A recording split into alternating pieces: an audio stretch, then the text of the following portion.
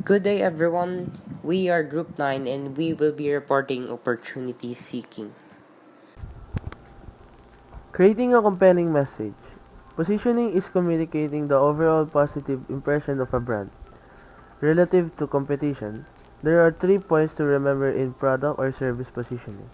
It must be relevant, it must be unique, and it must be communicated.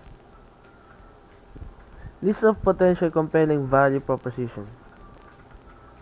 There are 9 ways to create value. Better, as a superior products or services. Faster, speed or capability to move quickly. Cheaper, lower prices with the same or better value. Closer, good relationship with customers including localization.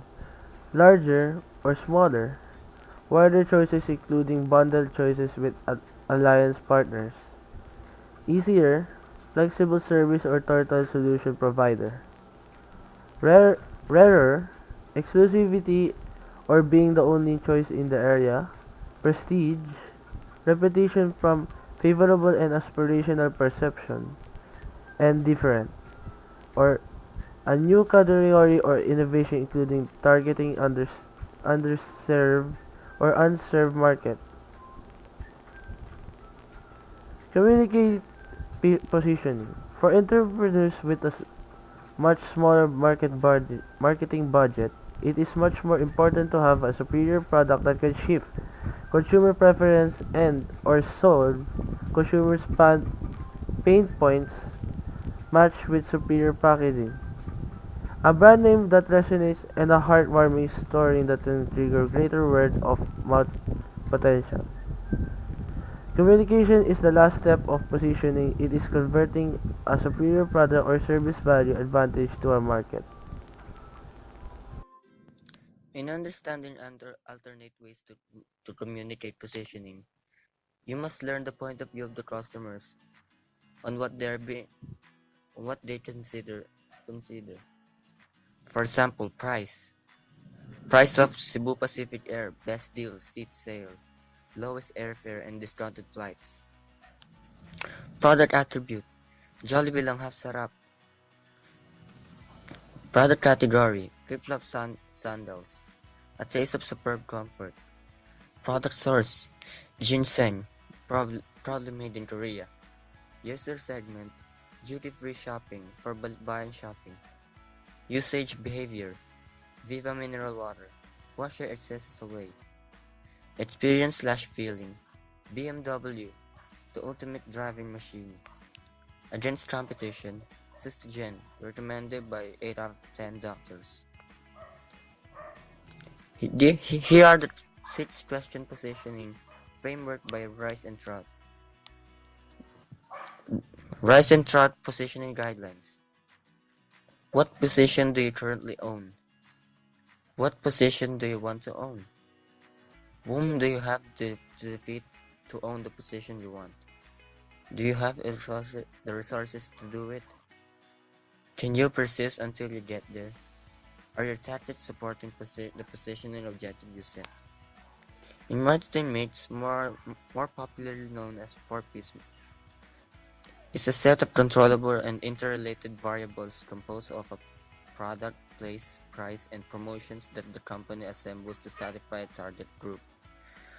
Putting the right product or combination thereof in the place at the right time and at the right place. Role of each marketing mix element. Product.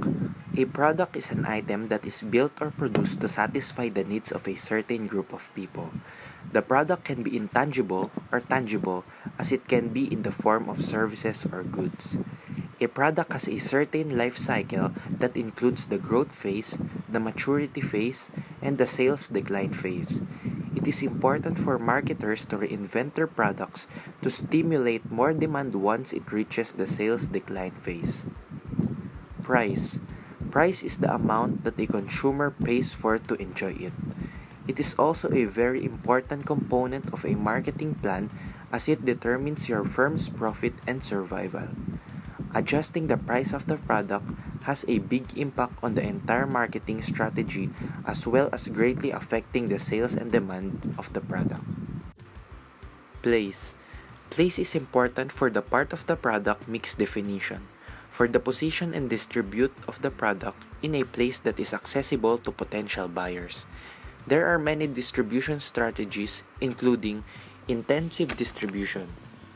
Intensive distribution means that a brand can be purchased through as many outlets as possible in a given geographic area. This coverage method is suitable for daily necessity products with a high demands and high level of consumption. Examples include basic foods such as cigarettes, toothbrushes, bread, milk, vegetables, and soft drinks, to name a few. Exclusive distribution. Exclusive distribution is where a brand can be purchased only through one distributor in a given geographic area. Examples of exclusive distribution include exclusive distributor for the world-class brands such as Rolls-Royce, Bugatti, Ferrari, to name a few. Selective distribution. Selective distribution is where a brand can be purchased only through a number of key outlets in a given geographic area. The manufacturer will control the number of outlets to make sure over-distribution does not occur. Examples of selective distribution would include car dealerships such as Toyota, many franchise business, to name a few. Franchising. Franchising is about running a business that benefits from someone else's proven business idea and experience.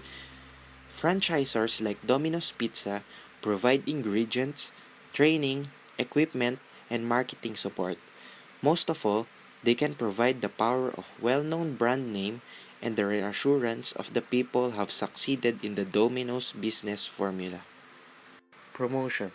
Promotion is a very important component of marketing as it can boost brand recognition and sales.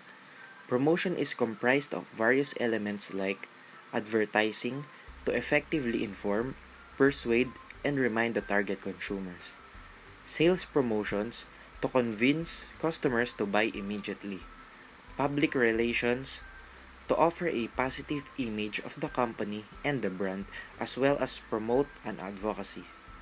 Selling to get the customers to buy service. Physical environment to create the tangible expression of the brand, engaging the senses through the layout and images of the servicescape. People to show a living representation of the brand promise. Process to experience how the brand delivers value. Good morning, everyone. Today we'll be discussing the 4 key decisions in assembling the marketing mix.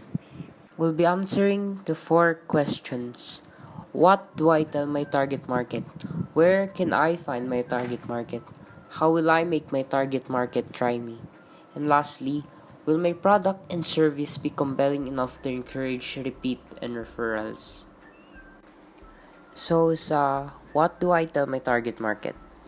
You tell them the benefits of availing your product or service. You list here the things that makes it stand out among other competitors. And marketing mix to be used. Advertising and public relations selling. So, dito yung parang sa mga sales clerk, brokers, they tell the features, what the customers will get, or yung mga privileges na makakuha nila if they avail your product. So, where can I find my target market? Dito pumapasok yung accessibility ng pagbebentahan mo, yung lugar, at yung dami ng potential customers. How will I make my target market try me? So, yung interaction dito is like yung free samples, free taste you usually see in malls. Mga sales talk with demonstration on how their product is relevant and effective and why you should buy it. Lastly, will my product and service be compelling enough to encourage repeat and referrals? Dito naman pumapasok yung quality of your product. What makes it better than the others in terms of the material used, price, style, o yung tinatawag natin na sulit or cost-effective. Value proposition. This one explains the advantages of or benefits you get from availing the product. It tells you what makes it a cut above the rest and who will benefit from it the most. So, anito yung mga target customers mo? Decisions about value proposition for restaurants. Decisions about value proposition for restaurants. Superior, parity, inferior, different. So, sa superior, yung mga branded items, quality makes up for the cost. Like, for example, Apple, Nike, parity. So, ito yung mga, like, your local stores. Yung mga local shoe stores and t-shirts. Inferior, dito pumapasok yung mga tiyangge. Yung mga nakikita mo lang sa daan-daan. No proper stalls or store. Develop a brand name. So, you should be consistent with your value proposition. Be firm with what you intend to give to your customer and make yourself be known from it. You develop some sort of method or way that makes your product yours. Some sort of trademark. Marketing mix and product life cycle. This is where you formulate your marketing mix and determine where the target market. Kailangan mo yun because you need to know what the masses are currently in need for your product to gain profit. Characteristics of the product life cycle. Introductory. Just when you started. So, no idea of how to sell your product, idea or informations about your product and which to decide, like go for this one or that one. Pero this part also has the most potential because i-build up mo pa lang siya. So growth, of course, most progressive part. So you have high awareness of how the market moves or flows. May idea ka na about sa pinasok mong market. You're more practical and swift on your decisions kasi alam mo na yung the ropes. Alam mo na yung pasikot-sikot dun sa product, market. So, maturity, most stable part. Ito yung part na where your business is most flexible or versatile. Easily adapts to the market change kasi you have high knowledge about sa background ng target mo.